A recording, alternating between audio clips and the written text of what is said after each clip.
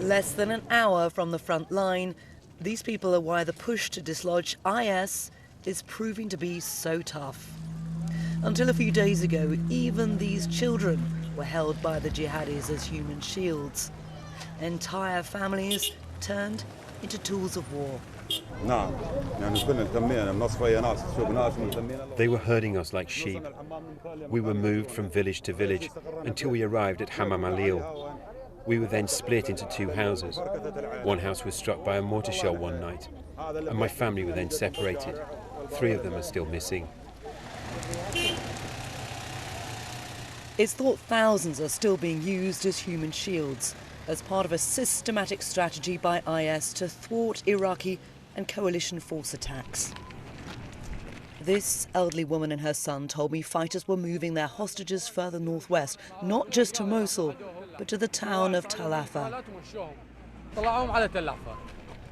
One thing we keep hearing from people that we've spoken to along the way here is that they may be free, but they have other family members who are still being held by IS the further north you go towards Mosul, and they're being moved to strategic positions along the way. As Iraqi forces patrol the villages they've reclaimed, commanders say the tactic of using human shields is slowing their advance on Mosul. This has been the biggest challenge for us to protect civilians and avoid casualties, he says. But it is important, and people are returning. But the danger still remains. This homemade armoured IS vehicle hidden behind a house has just been seized. A second one, primed and stuffed with explosives, was positioned nearby.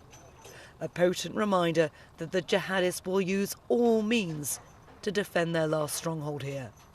Karen Allen, BBC News, Northern Iraq.